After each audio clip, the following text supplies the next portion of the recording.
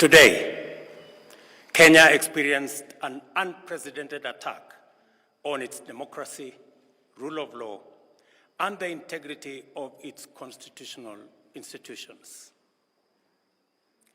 An otherwise legitimate expression of the fundamental rights and freedoms of assembly, demonstration, picketing, and petitioning of public authorities by a section of law-abiding citizens of the Republic of Kenya was infiltrated and hijacked by a group of organized criminals.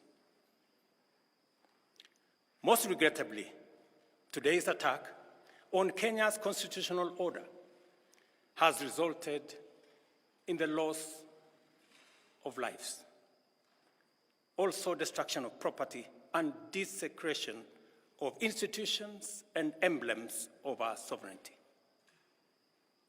Today's events mark a critical turning point on how we respond to grave threats to our national security. I assure the nation that the government has mobilized all resources at the nation's disposal to ensure that a situation of this nature will not recur again at whatever cost.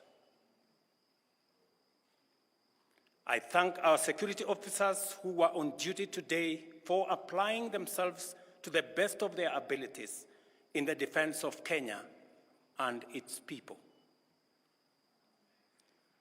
Accordingly, I have directed all the organs of our national security to deploy measures to thwart any attempt by dangerous criminals to undermine the security and stability of our country. As the people of Kenya go to bed tonight, I give you my assurance that your security, that of your families, and property remains my utmost priority. To the young people of Kenya, who I must thank for helping our country organize our democratic discourse around issues, I thank you and assure you that the conversation you have begun around pertinent issues of our nation will continue to inform our policy and governance decisions. As I promised on Sunday, this conversation will not be in vain.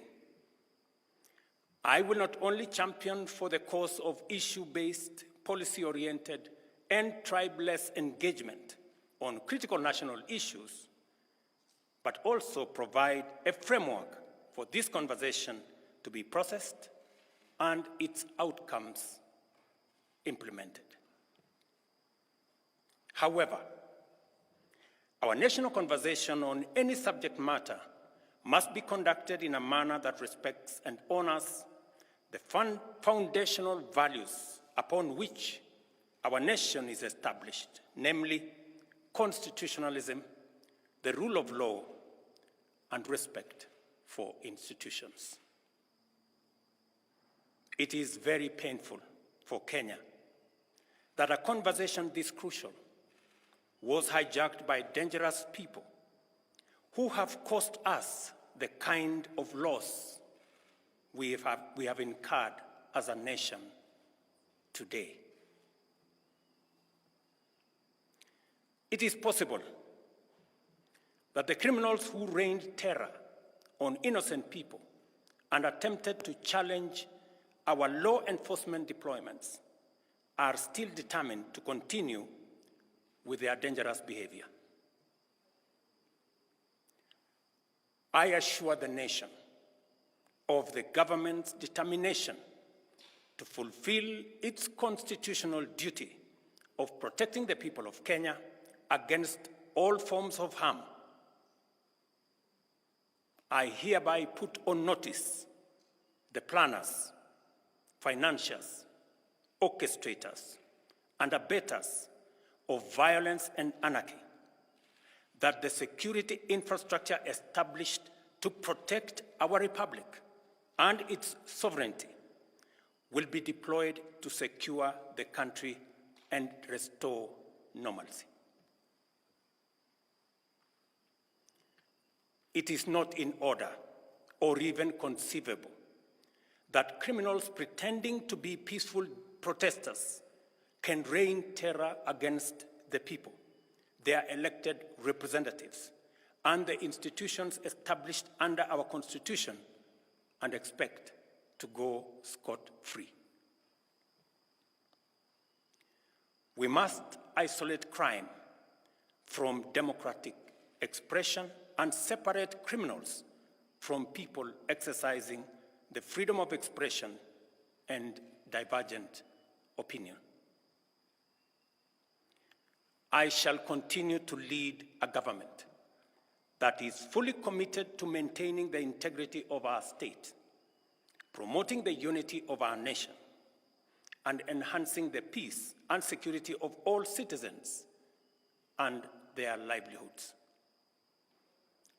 I am bound under sacred constitutional mandate to respect, uphold, and defend the Constitution of Kenya, which declares that all sovereign power belongs to the people, and that this power shall be exercised only in accordance with the Constitution. The government will therefore uphold its constitutional mandate to secure our nation and its development, and shall treat every threat to national security and the integrity of our state as an existential danger to our republic. Accordingly, I assure Kenyans that we shall provide a full, effective, and expeditious response to today's treasonous events. Thank you.